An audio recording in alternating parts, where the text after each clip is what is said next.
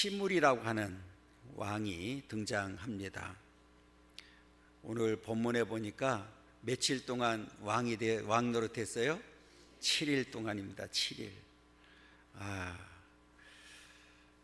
이게 정상적인 왕이 되지 못하면 어떤 결과를 가져오는지에 대해서 가르쳐주고 있는, 특별히 북이스라엘은 우리가 잘 아는 대로 정통을 이어받지 못하는 이 왕들이었기 때문에 반란의 반란을 계속해서 일으키게 되는 역사를 보게 되고요. 반면에 남쪽 유다는 그나마 이 다윗의 그 후손들로 인해서 계속해서 정통적으로 이어가게 되는, 물론 남쪽 유다도 이렇게 여호와 보시기에 악한 왕들도 있었고 또 선한 왕들, 하나님께로부터 인정받는 왕들도 있었습니다. 그 영향은 저는 다윗에게 있다, 이런 생각을 하게 되거든요.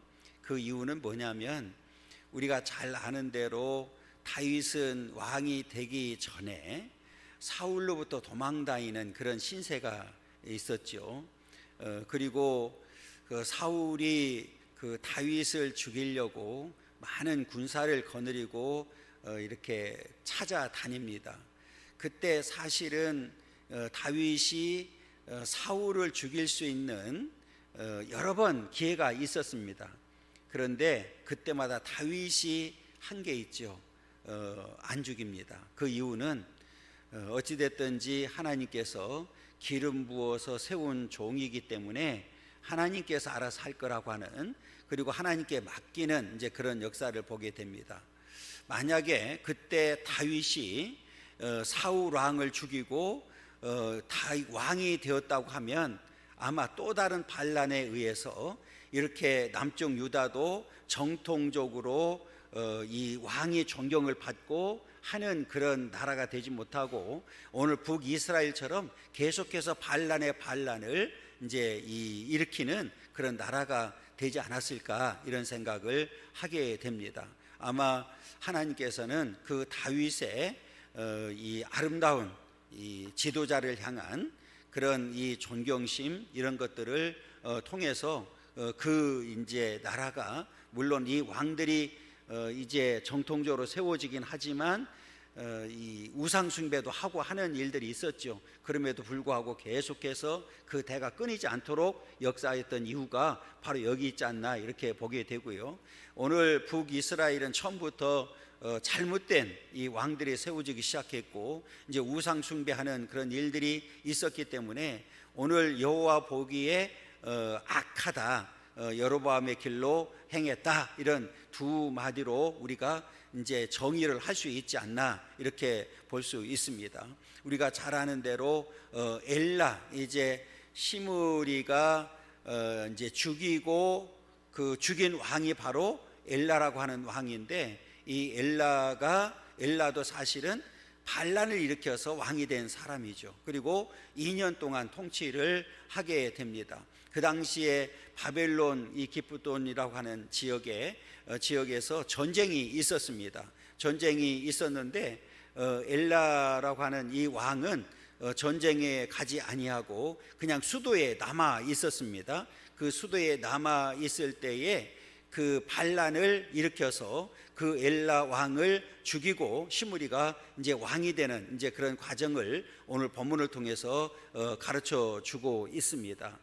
이렇게 이 지도자가, 한 나라의 지도자도 잘 세워져야 되고, 이제 제가 늘 이제 말씀드리지만 이 교회도 마찬가지죠. 우리가 권위가 인정이 돼야 되고 존중이 되지 않으면 나라도 그렇고 교회도 바르게 세워질 수가 없죠. 그렇기 때문에 굉장히 중요한 이런 그 지도자에 대한 이 지도자가 바르게 세워지게 되고, 또 존경을 받는 지도자가 세워졌을 때 그 공동체나 그 나라는 아름답게 세워질 수가 있다. 그러나 그것이 이제 바르게 세워지지 못하면 존경을 받지 못하고, 그 존경을 받지 못한다는 얘기는 이제 그 공동체가 하나가 되지 못하고 이제 나누어지게 되는 이제 그런 역사를 보게 되죠. 오늘 본문에 보면 이렇게 시므리가 반란을 일으켜서 엘라 왕을 이제 수도에서 죽이게 됩니다. 그러니까 나라가 지금 바벨론 이 기프돈에서 이제 전쟁을 하고 있는 상태에 있을 때에 무슨 일인지는 모르지만 엘라가 이제 그 군인들하고 함께 싸우러 나가지 않았습니다. 지난주에도 말씀드렸지만 전통적으로는 왕들이 나가야 되거든요. 함께 앞장서서 나가서 싸워야 되는데 엘라라고 하는 이 왕은 나가지 아니하고 궁에 그냥 남아 있었습니다. 그래서 오늘 이 남아 있을 때에 지금 많은 군대가 전쟁으로 나갔기 때문에 반대로 생각하면 이 궁은 지금 많은 사람들이 이제 군인들이 벼 있는 그런 상태니까 허술할 수밖에 없잖아요, 그죠? 그러니까 그 틈을 타서 오늘 시므리가 엘라를 죽이고 본인이 이제 왕이 되는 이제 그런 장면을 소개하고 있습니다. 자, 오늘 지난주 우리가 살펴봤던 것처럼 16장 우리 9절하고 그 10절 한번 읽고 어떻게 된 일인지 한번 보겠습니다. 16장 9절 10절입니다. 엘라가 디르사에 있어 왕궁 맡은 자 아르사의 집에서 마시고 취할 때에 그 신하 곧 병거 절반을 통솔한 지휘관 시므리가 왕을 모반하여 시므리가 들어가서 그를 쳐 죽이고 그를 대신하여 왕이 되니 곧 유다의 아사왕 제27년이라 그랬어요. 지금 전쟁통인데 왕은 이 디르사는 지금 그 당시에 수도입니다. 왕궁에 남아 있는데 지금 이 왕궁 맡은 자 아르사의 집에서 뭐 하고 있었어요? 마시고 취했다는 거예요. 여러분, 지금 이 군사들은 나라를 지키기 위해서 싸우고 있는데 지금 왕은 뭐 하고 있어요? 지금 이제 술 먹고 집에서 마시고 취할 때 그랬어요. 시므리가 들어가서 그를 쳐 죽이고 대신하여 왕이 되었다. 그냥 반란을 일으킨 거예요. 그러니까 지금 이 엘라도 잘못한 일이 있었고, 그럼에도 불구하고 더 잘못한 사람은 누구예요? 시므리죠. 사람을 죽이면 안 되죠. 그렇잖아요. 그러니까 더더군다나 왕인데 왕을 죽이고 바로 본인이 사실은 왕의 행세를 한 거예요. 누가 인정하지 않은 왕이잖아요, 그죠? 누구도 인정하지 않는 이 스스로 왕이 되어서 7일 동안 이제 통치를 하게 됩니다. 그래서 우리 15절에 넘어오면 유다의 아사왕 제27년에 시므리가 디르사에서 7일 동안 왕이 되니라. 그때의 백성들이 블레셋 사람에게 속한 기브돈을 향하여 진을 치고 있더니, 이게 지금 전쟁통이란 말이에요. 전쟁을 하고 있는 상태에 군인들이 다 빠져나갔고, 더더군다나 우리가 그 9절에 보면 이 시므리는 그 병거 절반을 통솔한 지휘관이었어요. 그러니까 막강한 군사력을 가지고 있잖아요. 그러니까 지금 절반은 전쟁터에 나갔고 절반은 본인이 지킨 자기의 시야에 있는 군인들이잖아요. 그러면 지금 왕궁도 아니고 신하의 집에서 치에 있는 이 왕을 지켜줄 사람이 있어요, 없어요? 없죠. 그냥 세상 말로, 아이들 말로 식은 죽 먹기죠. 그러니까 그 틈을 타서 왕을 죽이고 본인이 이제 왕이 되게 됩니다. 그때 이제 지금 같으면은 전 세계적으로 빠르게 전파가 되잖아요, 그죠? 뭐 요즘은 너무 빠르게 전파가 되니까, 그리고 빠르게 너무 세상이 돌아가니까 정신을 못 차리겠어요. 그렇잖아요. 그런데 그 당시에는 우리 시골에도 그랬지만 뭐 곳곳마다 이제 무슨 난리가 나면 그 산 꼭대기에서 뭐 횃불을 해서 표시도 하고 그랬잖아요. 그런데 여기서 그 지금 전쟁 중에 있는데 지금 반란이 일어났다는 소식이 전달이 되는 거예요. 사람이 그렇잖아요. 그러니까 누가 되었든지 그 신하 중에, 왕의 신하 중에서 그 기별을 안 갖겠어요. 그렇잖아요. 지금 큰일 났다. 우리가 지금 이 바벨론하고 싸우는 게 문제가 아니라 지금 내란이 일어났다. 이제 그런 얘기잖아요. 지금 그 왕이 죽고 지금 시므리라고 하는 이 신하가 왕을 자처하고 있다. 지금 왕이 되어서 나라가 지금 뒤집어진 상태이다. 이제 이게 지금 전달이 된 겁니다. 그 16절에 그 얘기거든요. 진중 백성들이 시므리가 모반하여 왕을 죽였다는 말을 들은지라.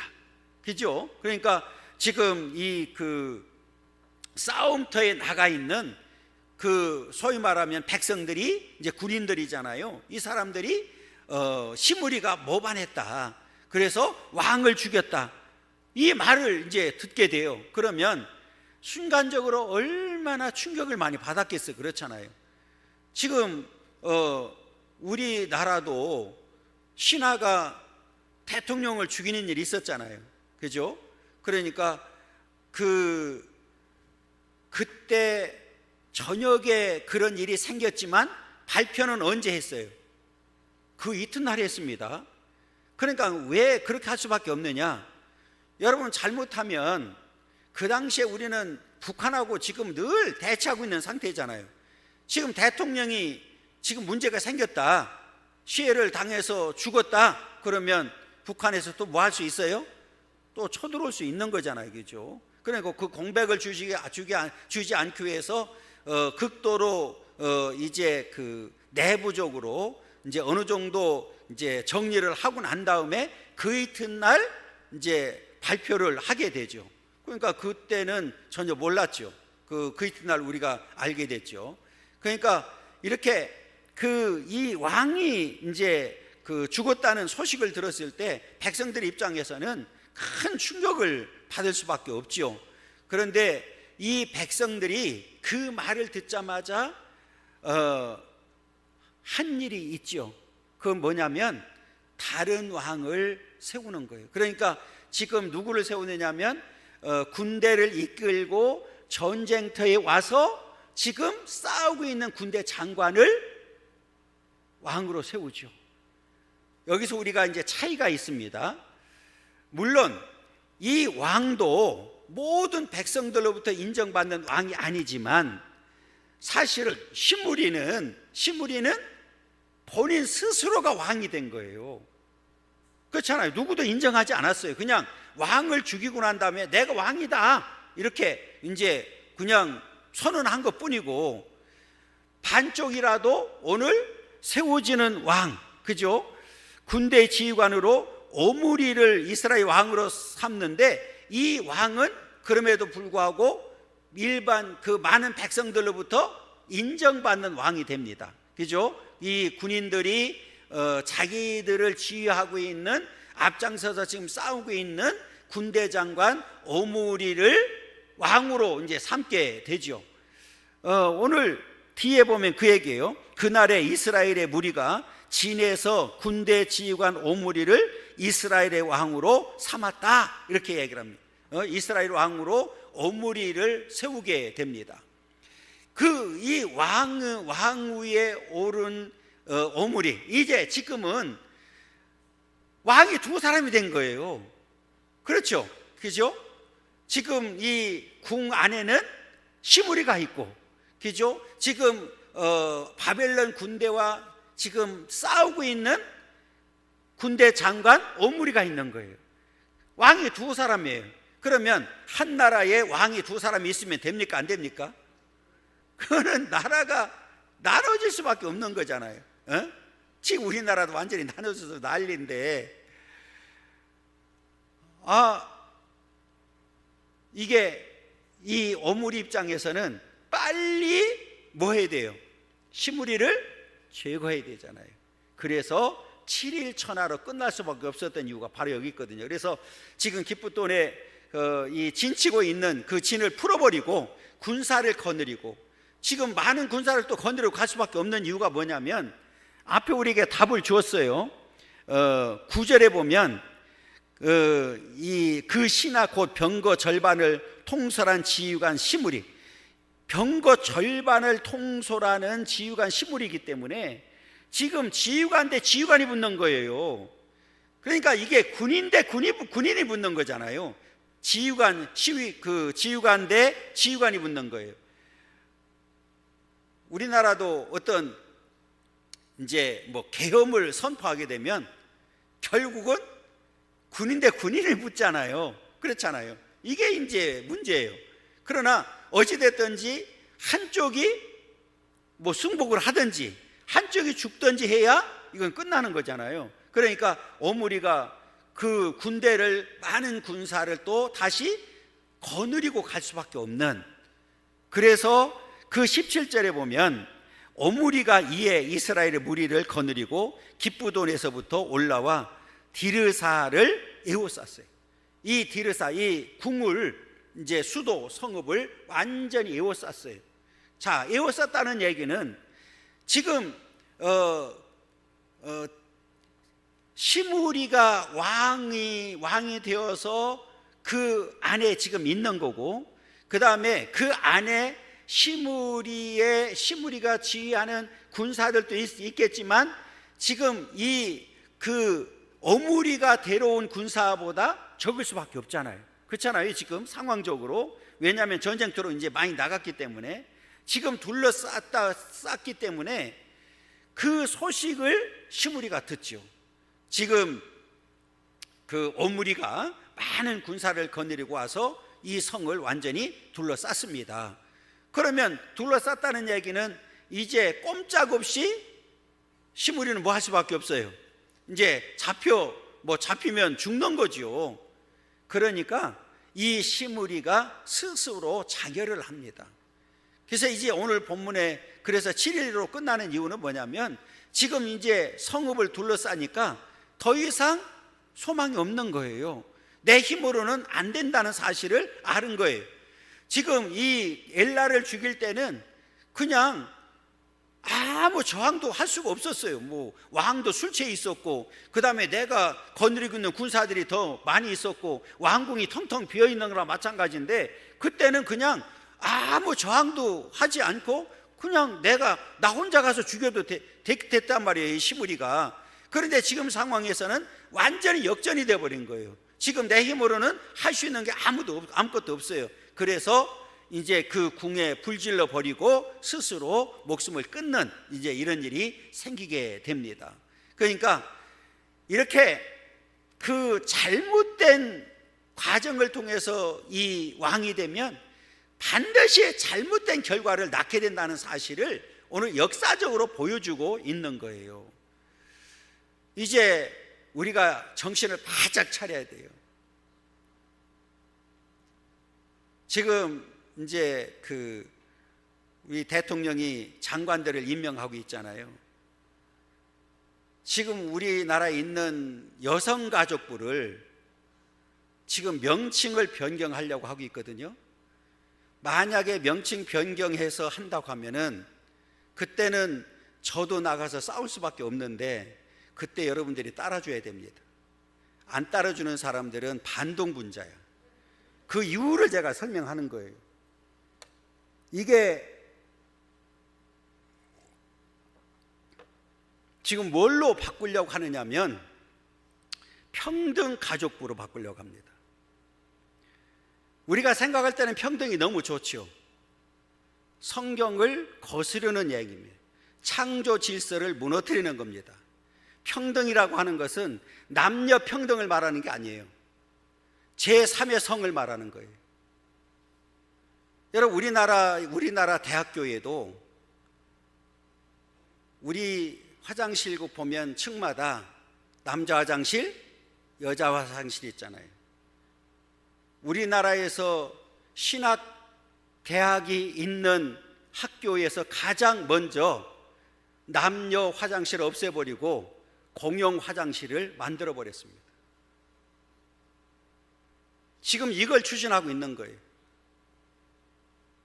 평등가족부라고 하는 이게 말은 우리에게 굉장히 좋은 말로 비춰지는데 그 내막은 전혀 다른 겁니다. 만약에 이게 지금 명칭이 바뀌어져서 임명되면 창조 질서가 무너지는 거예요. 무슨 이제 이해가 됐죠? 이거 무너지기 시작하는 거예요.